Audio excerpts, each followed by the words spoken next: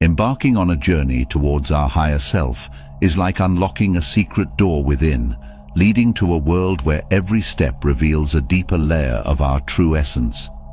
This journey is not marked by road signs or milestones.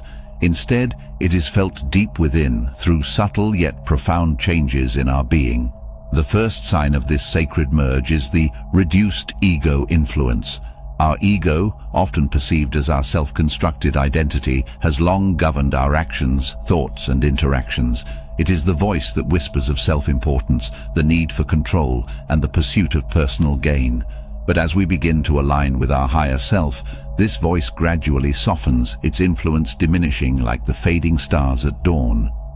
Reduced ego influence is like the shedding of an old skin, revealing a truer, more authentic version of ourselves. We start noticing changes in how we respond to life's challenges. Where once there was impatience and frustration, there emerges a sense of calm and understanding. The needs and opinions of others, once a source of conflict or indifference, now become important considerations in our decisions. This transformation is reminiscent of the ancient Taoist parable of the empty boat. If a boat bumps into us while we are alone on the water and there is no one steering it, we do not become angry or upset. Similarly, as our ego's influence wanes, our reactions to external circumstances become more measured and less emotionally charged. This shift is subtle yet profound. It is not about diminishing our sense of self or self-worth, but rather about realizing that we are part of a larger, interconnected tapestry of life. We start to understand that our actions and thoughts ripple outwards, affecting others and the world around us. This realization brings with it a sense of responsibility and a desire to act with greater compassion and empathy. In this state of reduced ego influence, we also begin to experience a deeper connection with the world around us. Nature, with its effortless beauty and rhythm, becomes a source of inspiration and solace. We find joy in simple things, the melody of a bird song, the rustle of leaves in the wind, the dance of light and shadow. This connection extends to our relationships as well. We approach others with a sense of openness and genuine curiosity, seeking to understand rather than to be understood. This newfound openness and curiosity foster a profound sense of unity with the world. In Eastern philosophy, particularly in concepts derived from Buddhism and Taoism, this unity is often referred to as interconnectedness or interdependence. It is the understanding that nothing exists in isolation. Every being, every action, and every event is part of an intricate web of relationships and influences. This perspective encourages us to see beyond the surface of things, to appreciate the deeper connections that bind us all. As we embrace this interconnectedness, our actions become more mindful and intentional. We recognize that even the smallest acts can have far-reaching effects. This awareness nurtures a sense of compassion and kindness, not just towards others, but also towards ourselves. We learn to forgive our mistakes, understanding that they are part of our journey and growth. This first sign of merging with our higher self is not a destination, but a part of the journey. It is a continuous process of growth and self-discovery. As we move forward, we carry with us the lessons learned and the changes experienced, ready to embrace the next sign on this transformative path. As we delve deeper into our spiritual journey, exploring the second sign of merging with our higher self, we encounter a profound and liberating experience, letting go of the past. This phase of our journey ushers in a sense of freedom and lightness, akin to releasing a balloon into the sky and watching it drift away, unburdened and free. Letting go of the past is akin to tending a garden. Just as a gardener removes weeds to allow new growth to flourish, we too must clear away the old, tangled roots of past grievances, regrets and pains to make room for new experiences and learnings. This process, though often challenging, is essential for our growth and transformation. In this stage, we begin to understand that clinging to past hurts and mistakes is like carrying a heavy backpack on a long hike. It slows us down, exhausts us, and prevents us from fully experiencing the beauty of the journey. The act of letting go is not about forgetting our past or denying its impact on us. Instead, it is about acknowledging our experiences, learning from them, and then gently releasing them so they no longer define us or our path forward. This liberation from the past is beautifully mirrored in various cultural and spiritual teachings. In Hinduism, the concept of aparigraha, or non-attachment, teaches us the importance of letting go of our attachments to the past, present and future.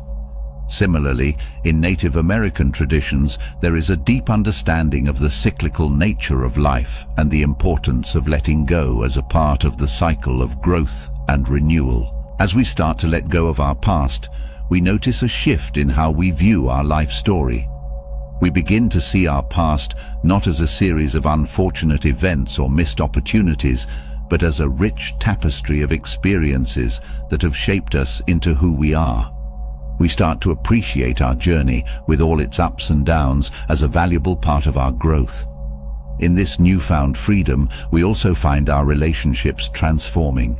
We approach others with a sense of freshness, unburdened by past conflicts or preconceived notions. Our interactions become more authentic and meaningful as we no longer project our past experiences onto current situations. Moreover, letting go of the past opens us up to the present and the future. We become more adaptable, open to new experiences, and resilient in the face of change.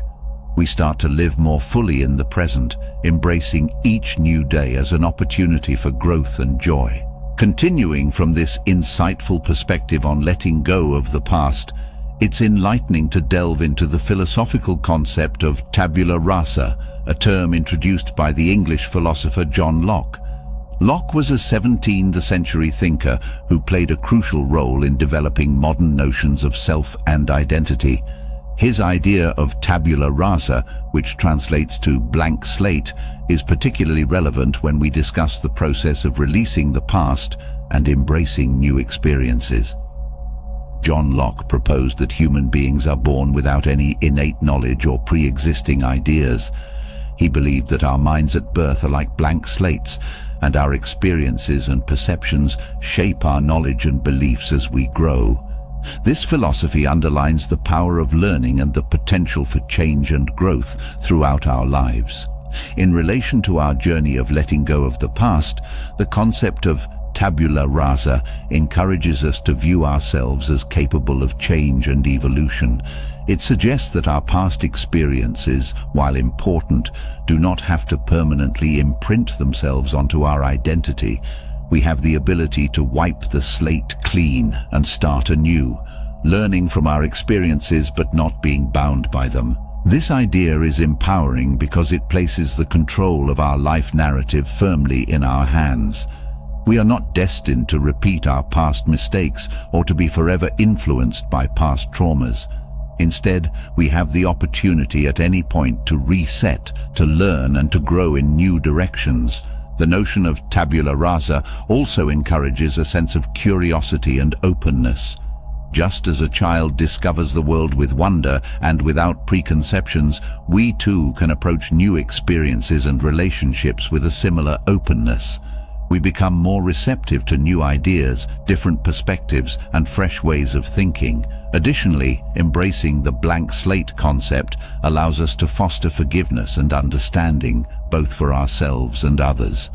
By acknowledging that we are all shaped by our experiences, we can develop a deeper sense of empathy and compassion. We learn to forgive past errors, understanding that they were part of our learning process. Journeying further along the path of self-discovery, we encounter an intriguing and profound sign of our evolving spiritual identity: energy sensitivity. This stage is marked by an enhanced awareness of the energies around us, both within and from the external world. It is as if we have tuned into a previously unnoticed frequency, revealing a deeper dimension of reality. In this phase, our perception of the world undergoes a significant shift. The metaphor of a musician becoming attuned to the subtle nuances of different musical notes helps illustrate this change. Just as a skilled musician can discern and appreciate the layers and textures of sounds, we too begin to sense the intricate energies that surround us. Energy sensitivity manifests in various ways. We may find ourselves more attuned to the moods and emotions of others, sensing their joy, pain, or anxiety even without words. This heightened empathy can lead to deeper connections and a more profound understanding of the people around us. It's akin to walking in a forest and being aware of the life in every leaf and branch, an awareness of a living, breathing world that extends beyond our immediate perception. This sensitivity also extends to our own internal energy. We become more aware of how different environments, people, and experiences affect our energy levels and state of mind. Like a wise gardener who knows exactly how much sun and water each plant needs, we learn to nurture our energy, understanding what drains it and what replenishes it. As we delve deeper into this journey, we often find that certain religious and spiritual traditions have long embraced this concept of energy. They offer insights and practices that align with our newfound sensitivity to the energy around and within us. One such tradition is Hinduism, where the concept of prana plays a central role. Prana is seen as the vital life force that permeates everything in the universe. It's not just about the physical breath we take, but also about the energy that flows through and animates all beings.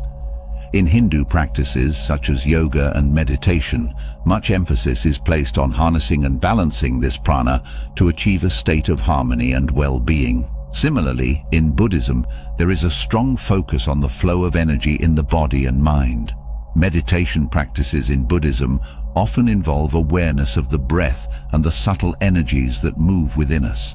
This awareness helps in understanding the interconnection of all things and in developing compassion and empathy towards others.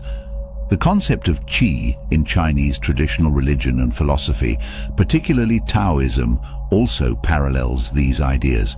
Qi is the vital force that flows through all living things. It's believed that by understanding and manipulating this energy, one can achieve balance and health in life. In indigenous spiritualities, particularly those of Native American tribes, there's a deep reverence for the energy that resides in all elements of nature. They believe in a living universe where everything has a spirit and energy. This interconnectedness with the earth and its elements fosters a profound respect for the natural world and guides their practices and rituals. The concept of energy is also evident in Sufism, the mystical branch of Islam. Sufis seek to experience divine love and knowledge through direct personal experience. They focus on the energy of love and compassion, using practices like music, poetry, and dance to achieve a state of spiritual ecstasy and connection with the divine. However, this heightened sensitivity can also be challenging. Just as a bright light can be overwhelming to eyes accustomed to the dark, this new awareness can sometimes feel intense or exhausting. It's important to learn to protect and ground ourselves, to discern which energies we allow to affect us and which we choose to keep at bay. In this stage of our spiritual journey, self-care becomes paramount. We might find solace in nature, meditation, or creative pursuits, anything that helps us to balance and recharge. We also learn the value of boundaries, understanding that being open does not mean being unprotected. Energy sensitivity is a powerful indicator of our growing connection with our higher self. It opens us up to a world of deeper understanding, empathy, and connection. It is a profound reminder that we are not isolated beings but part of a vast, interconnected web of life. Advancing in our spiritual journey, we arrive at a crucial milestone, characterized by a shift in our values and priorities. This stage is marked by becoming less materialistic, a sign indicating a deeper alignment with our higher self.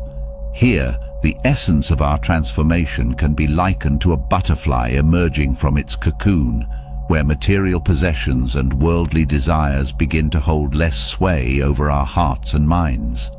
This shift towards a less materialistic perspective isn't about renouncing all material possessions or living a life of austerity.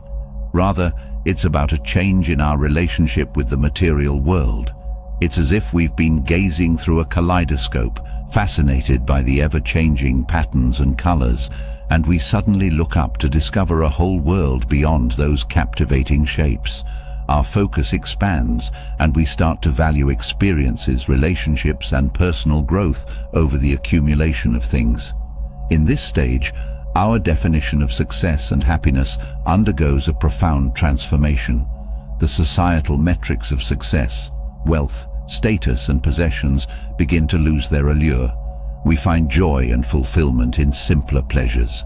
A heartfelt conversation, the tranquility of a quiet morning, the satisfaction of personal growth.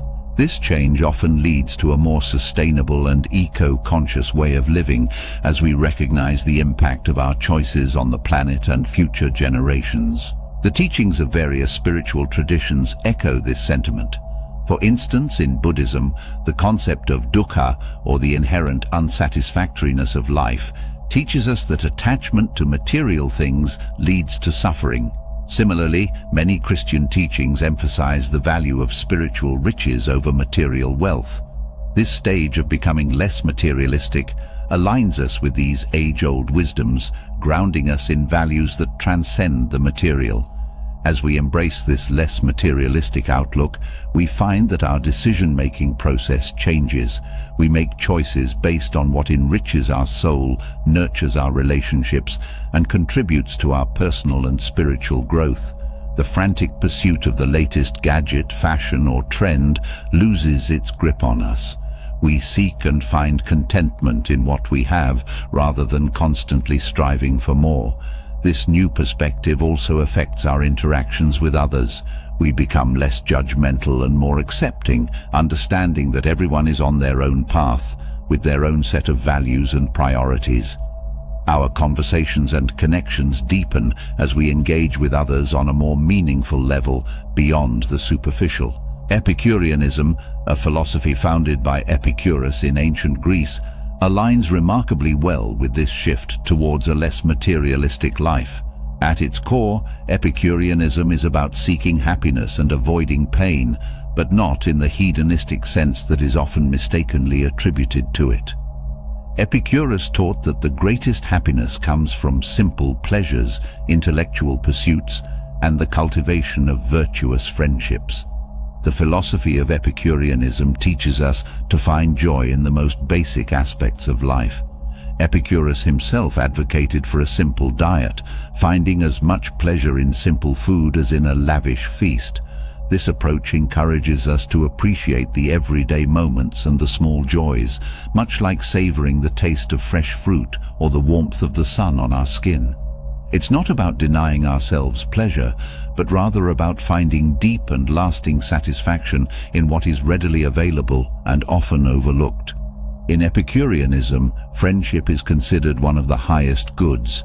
Epicurus famously said, "Of all the means to ensure happiness throughout the whole life, by far the most important is the acquisition of friends."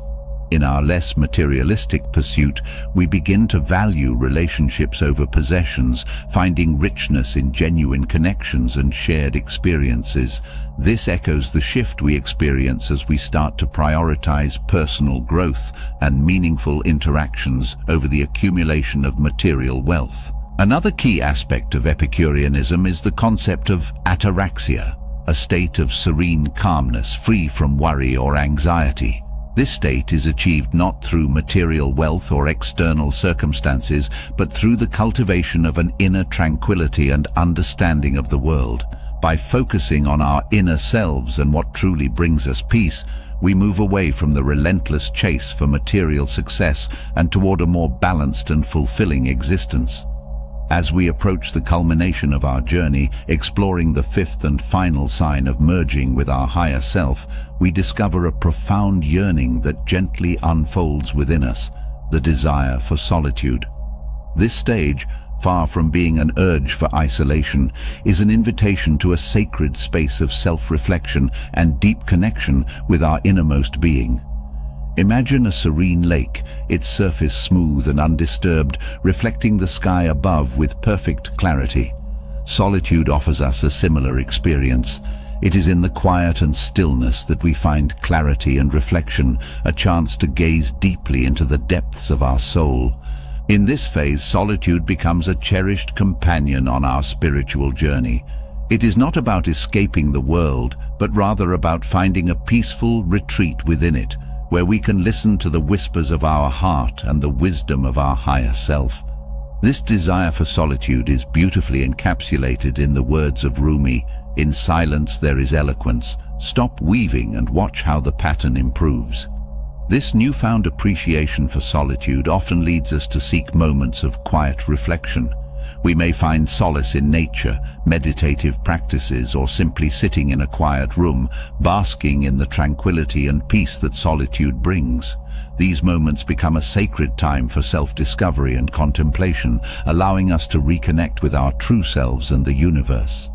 The desire for solitude is also a sign of maturing self-love and self-respect. It signifies an understanding that spending time alone is not a sign of loneliness, but a celebration of our own company. It is in these moments of solitude that we often experience profound insights, creative breakthroughs, and a deeper sense of inner peace. Moreover, this stage often brings with it a more contemplative approach to life. We begin to ponder life's big questions and seek answers within ourselves. We become more introspective, examining our beliefs, values, and the essence of our existence. This introspective journey often leads to a deeper understanding of our purpose and place in the world. In solitude, we also find a deeper connection with the universe and a sense of oneness with all of creation. It's as if the boundaries between ourselves and the world around us blur, and we experience a profound sense of unity and interconnectedness. In conclusion, the desire for solitude is a significant sign of our spiritual evolution and merging with our higher self. It is an invitation to explore the depths of our being, to connect with our inner wisdom, and to experience the peace and clarity that come from this sacred communion with ourselves. I hope you enjoyed this video. If you did, please leave a like and subscribe to the channel. Thanks for watching.